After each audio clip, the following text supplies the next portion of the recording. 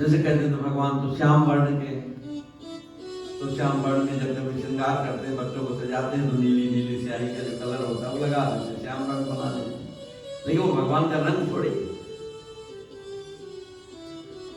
भगवान इतने सुंदर हैं कि भगवान श्री राम शूर्पणखा का नाक और कान काट देते हैं, और ऐसे नकटे शूर्पणखा जाकर अपने भाई खरदूषण को कहती है कि तुम जैसे बलवान सबल भाइयों के रहते हुए तुम्हारी बहन की दुर्गति कि साधारण से तपस्वी कुटिया में रहने वाला, और उसने मेरी नाक और कान काट कर इतना बड़ा अपमान हमारे कुल का किया है। खरदूषण है तो रावण का भाई ना। तो खरदूषण ने कहा बहन ये साहस, क्योंकि ये जो सारा दंडकारण्य है, सारा जो जंगल था दंडकारण्य का, ये सब खरदूषण के ही अधिकार में था। रावण ने उसको खरदूषण को दे दिया। तो मेरे ही राज्य में रहता हुआ, मेरे ही शासन में रहता हुआ, और मेरी ही बहन की नाक और कान काट दिया, ये साहस किसमें हो सकता है?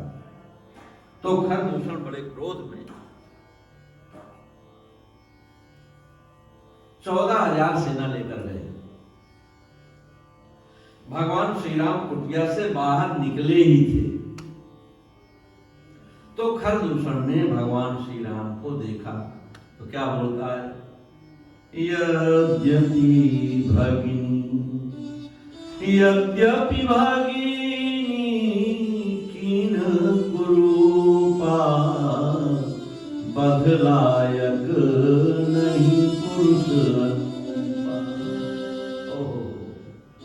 क्या सौंदर्य तो खो गया, धनुष्मान नीचे गिरा। बहन ने कहा क्या कर रहे हो, तुम आए हो बदला लेने के लिए अपनी बहन का, और तुम तो इनके रूप की प्रशंसा में लग गए। क्या बोला कि यद्यपि भगिनी कीन कुरूपा, भले ही इन्होंने मेरी बहन को कुरूपित विरूपित कर दिया हो, लेकिन नहीं नहीं, इनके साथ तो लड़ाई नहीं कर सकता। क्यों? बोले ये कितने सुंदर है। तो सोचिए, जहां शत्रु क्रोध में भरा हुआ आवे, अभी भगवान श्री राम का गुण नहीं देखा ना, सौंदर्य भी तो प्रभावित करता है ना। तो इतने सुंदर भगवान श्री राम है, तो भगवान श्री कृष्ण है, अरे जिनकी सुंदरता पर तो कितने बलिहार गए हैं। तो ऐसे भगवान श्याम सुंदर श्री कृष्ण के सौंदर्य का वर्णन किया। शिष्यों ने जाकर श्लोक जब सुनाया तो सुखदेव जी ने आंखें खोली। अरे बड़ा श्लोक तुम्हारा, ये कौन से भगवान है, बड़े सुंदर है। अरे बोले इन्हीं भगवान का तो वर्णन आपके पिताजी ने भागवत में किया है, तो आपको बुलाया है। लेकिन सुखदेव जी नहीं गए। क्यों नहीं गए? क्यों? बोले सुंदरता प्रभावित तो करती है, लेकिन सुंदरता रिश्ता नहीं बना सकती, रिश्ता निभा नहीं सकती। बहुत से लोग सौंदर्य से प्रभावित हो जाते हैं। भारत में से कई हमारे उसमें आता रहता है, कई लोगों ने किसी फिल्म की एक्ट्रेस से विवाह कर लिया, बड़ा सुंदर प्रभावित होकर बाद में सुसाइड करते हैं। ऐसे भी केस है।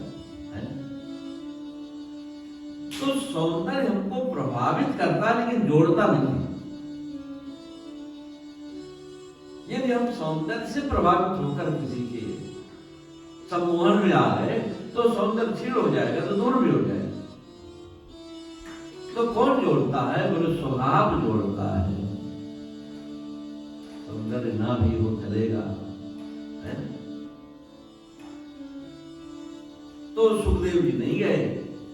व्यास जी ने शिष्यों को पूछा कि भाई मैंने श्लोक दिया था, कुछ असर हुआ? बोले हाँ, आके बोले, पूछा, बातचीत किया, लेकिन बोले आने के लिए नहीं कहा। बोले कहा तो, लेकिन आए नहीं।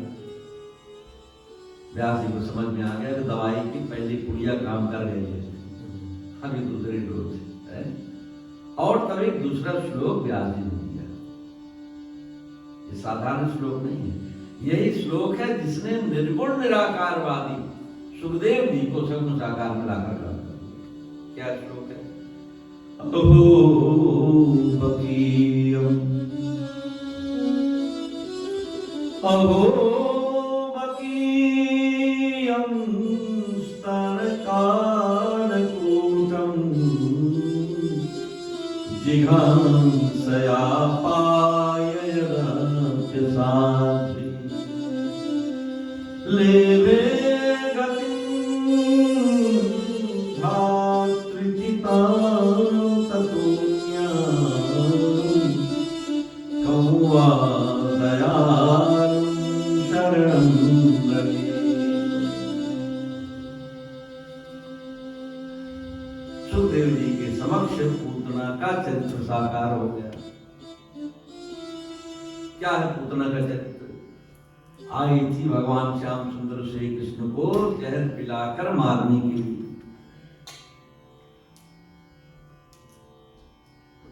पूतना का बड़ा अद्भुत चरित्र श्रीमद् भागवत में प्रस्तुत हुआ। तो आई थी भगवान श्याम सुंदर श्री कृष्ण को जहर पिलाकर मारने के लिए।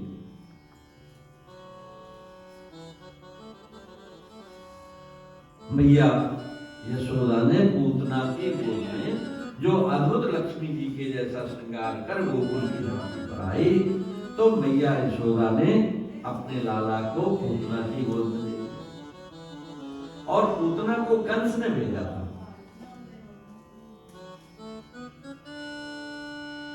ये बकासुर की बहन है। जब कंस ने, अब सारे कथा के क्रम तो अलग होते हैं, जब आप क्रम से सुनते हैं ना कथा पूरा, लेकिन उतनी के लिए तो समय होता नहीं। जब कंस को पता लगा कि तुम्हारा मारने वाला कहीं जन्म ले चुका है, तो कंस को चिंता हुई, जब तक बहुत बड़ा तो नहीं हुआ होगा तो कोई उपाय हो सकता है। कंस ने मीटिंग बुलाई, सबको बुलाया, भाई कोई उपाय। और तब बकासुर ने कहा, बोले महाराज ये है हमारी बहन, जब से आपके राज्य में आई है तब से ये भूखी ही रहती है। कंस ने कहा, क्या कहा? मेरे राज्य में कोई भूखा रहे? राक्षस क्या इसको खाने को नहीं मिलता? बोले खाने को मिलता, लेकिन जो इसको चाहिए वो नहीं। तो क्या चाहिए इसको? बोले इसको नए जन्मे हुए जो बच्चे होते हैं उनका रक्त पीती है। क्या क्या चॉइस है? राक्षसी प्रवृत्ति की भी अपनी पराकाष्ठा हो जाती है। देखो एक बात है, इन बातों पर वैसे हम लोगों को बहुत ज्यादा कहने में संकोच होता, लेकिन ये तो मानना ही पड़ेगा कि यदि दया आप में नहीं जन्मती तो सत्य गुण का आप में अभाव है, ये तय है। इसके लिए किसी से पूछने की जरूरत। 3 गुण से हमारा शरीर बना ना, तमोगुण, रजोगुण और सतोगुण है। तो सतोगुण की पहचान क्या है? कि आप में जीव दया, जीव के ऊपर यदि आपको दया नहीं आती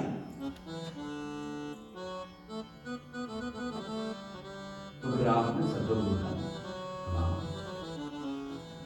इसलिए आध्यात्म के मार्ग पर यदि जाना है और आपको लगे कि कुछ हमको मिले और क्या हम कहीं पर स्टैंड करते हैं, तो पहले देखो कि आप में जीव के प्रति दया उपज रही है या नहीं।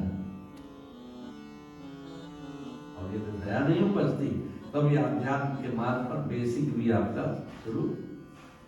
ठीक है, आप पाठ करते, पाठ पारायण तो रावण से ज्यादा कौन करेगा? क्या शिवतांडव स्तोत्र करता था है? लेकिन उसने खुद ही कहा कि देखो भाई, जब नारद जी ने कहा लो भजन करो, आश्चर्य है कि वो पूजा करता लेकिन भजन नहीं करता। इसका मतलब दोनों में फर्क है। पूजा करना, प्रार्थना करना, दोनों में फर्क है।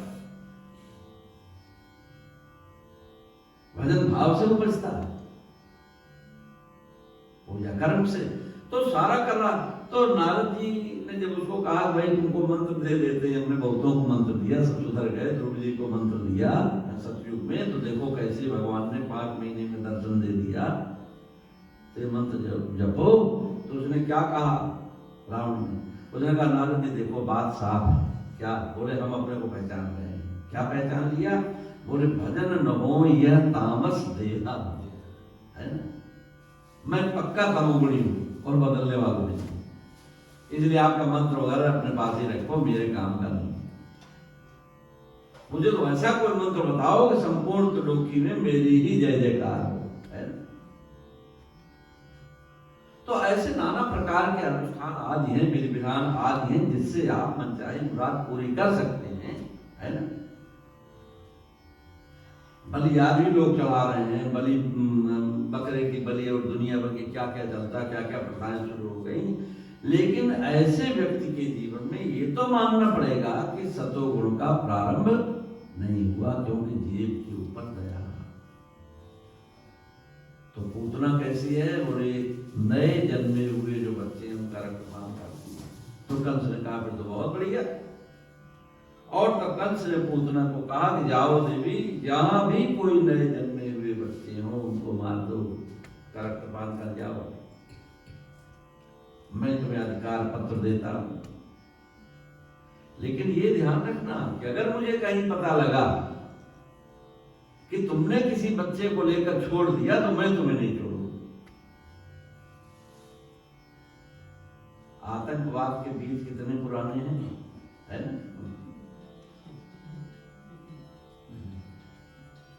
पता नहीं कैसे अपने आप देखो, कई चीजों का सीक्वेंस जो है वो कैसे मैच कर जाता है। क्यों बन जाते हैं आतंकवाद? की सुविधा को मिलती है, लेकिन लौटने का रास्ता बंद हो जाता है। रावण ने जब भगवान श्री राम के साथ युद्ध होने लगा तो युद्ध की उस भयावह स्थिति को देखकर कई राक्षस भागने लगे पीछे। रावण ने कहा, मूर्खों खबरदार, अगर एक कदम भी पीछे रखा। क्यों? बोले सर्वस खाय भोग कर नाना, समर भूमि मां निकसत प्राणा। जब तुम्हारी भर्ती हुई थी तो हमने तुमसे पूछा कितने बेडरूम का घर चाहिए, तो 3 की जगह तुमने 5 बेडरूम वाला चॉइस किया। ठीक है, मिल गया, जो चाहा वो मिला। सर्वस खाए, जो खाने को चाहिए था वो मिला। तुमने कहा मुझे ऋषि मुनियों के क्या क्या वर्णन आता है, ऋषि मुनियों के सूखे हुए मांस अच्छे लगते हैं, तो मैंने तुमको दंडकारण्य में भेजा। जाओ जितने ऋषि मुनि मिले बूढ़े हो गए उनके मांस खा जाओ। तो जो जो चॉइस थी तुमको वो सारा मैंने दिया। सर्वस खाए, और नाना प्रकार के भोग तुमको मैंने उपलब्ध कराए थे। किस दिन के लिए? इसी दिन के लिए। और समर भूमा निकसत प्राणा, आज जब लड़ने की बेला आई तो कह रहे हो मेरे पिताजी बीमार है, मुझे छुट्टी चाहिए, मेरी माँ बीमार है, छुट्टी चाहिए। खबरदार, एक को भी जाने को नहीं मिलेगा, और पीछे एक भी कदम हटाया तो मैं तुम्हें जिंदा नहीं छोड़ूंगा। अरे रावण ने अपने मामा मारीच को कहा पहले कि जाओ मृग बनो। उसने कहा नहीं नहीं, मैं नहीं जाने वाला है। मुझे राम जी का बाण याद आता है, जब विश्वामित्र जी के आश्रम में ये ताड़का के पुत्र मारीच और सुबाहु दोनों रहते थे साथ में, और विश्वामित्र जी भगवान श्री राम को लेकर गए। श्री राम और श्री लक्ष्मण जी को लेकर जब गए तो ताड़का और सुबाहु का तो उद्धार हो गया, लेकिन मारीच को श्री भगवान ने बिना फर का बाण मारा तो वहां से ये 100 योजन दूर, 400 कोस दूर आकर समुद्र के पार गिरा। मारीच ने कहा ना ना ना ना, वो तो बिना लोक का बाण था, तब तो मैं आकर यहाँ गिरा, और तुम कह रहे हो जाकर के मैं मृग बनूं, उनकी पत्नी का हरण करूं, हरण करने का माध्यम बनूं। ना ना, ये मुझसे नहीं होगा। रावण ने कहा मूर्ख, मैंने मामा क्या कह दिया, तुम्हारा दिमाग खराब हो गया है? तुम कह रहे हो कि राम जी छोड़ेंगे नहीं तुमको, तो क्या मैं छोड़ दूंगा? तब गोस्वामी तुलसीदास जी कहते हैं कि उभय भांति देखा निज मरना, देखा कि मृत्यु इधर भी है और मृत्यु उधर भी है। उभय भांति, दोनों तरफ। उधर जाता हूं तो राम जी नहीं छोड़ेंगे, इधर रहता हूं तो ये नहीं छोड़ेगा, तो फिर क्या करना चाहिए? बोले फिर तो यही है कि तब ताकि रघुनायक शरण। तो फिर इसके हाथों क्यों मरना, फिर तो जाकर राम जी के हाथों मरो।